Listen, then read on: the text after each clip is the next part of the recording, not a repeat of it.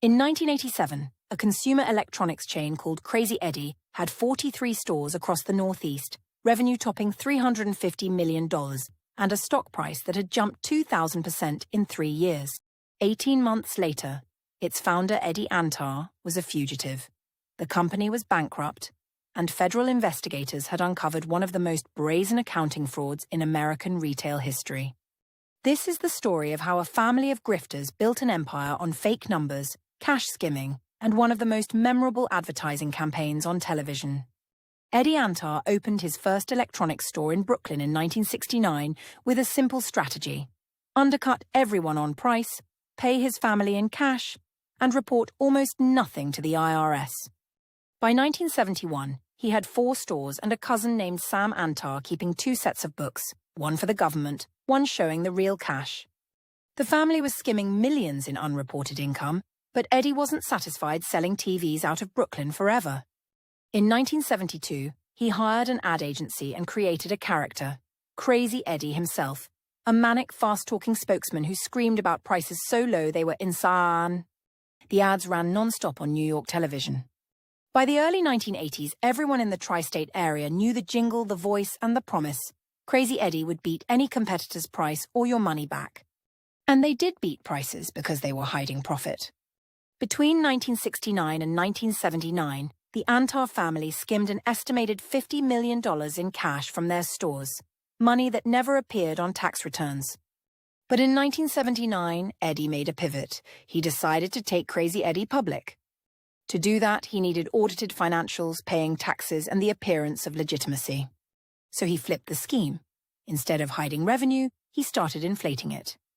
The family began reporting the cash they'd previously skimmed, making it look like the company was growing faster than it actually was. Then they went further, inflating inventory numbers, counting merchandise that didn't exist, creating fake invoices from suppliers who never delivered. When Crazy Eddie went public in 1984, investors saw a fast-growing electronics chain in America's hottest consumer market. The stock opened at $4 a share. By 1986, it hit $80. Eddie Antar, once a Brooklyn hustler skimming cash, was now worth over $100 million on paper. But the numbers were fiction. Cousin Sam Antar, the company's CFO, later admitted that by 1987, Crazy Eddie had overstated its inventory by at least $65 million, maybe more. They'd invented an entire phantom empire of electronics. But in late 1986, the first crack appeared. Same-store sales started declining.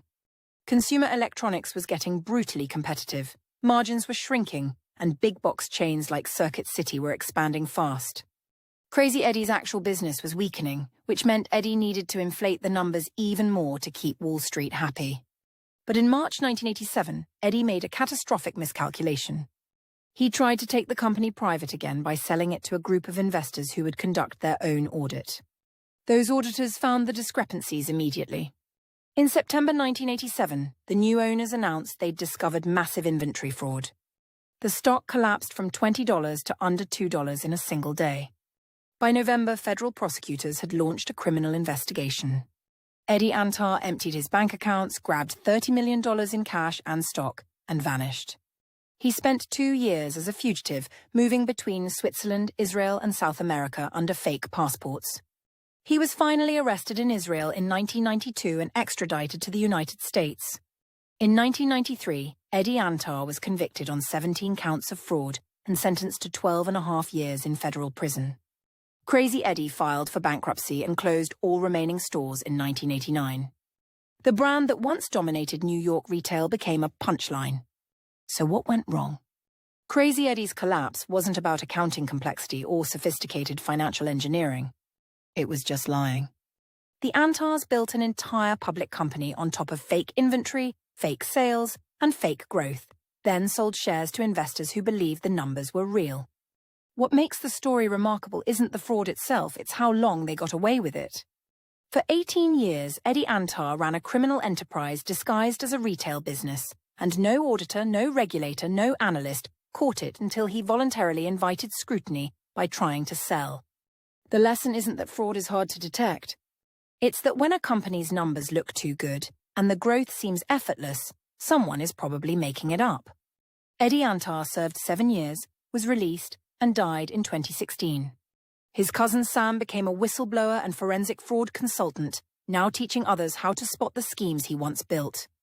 The Crazy Eddie stores are gone, but the case remains a textbook example of how easily public markets can be manipulated when nobody checks the warehouse. So here's the question: which company should we forensically break down next? Drop your suggestions in the comments.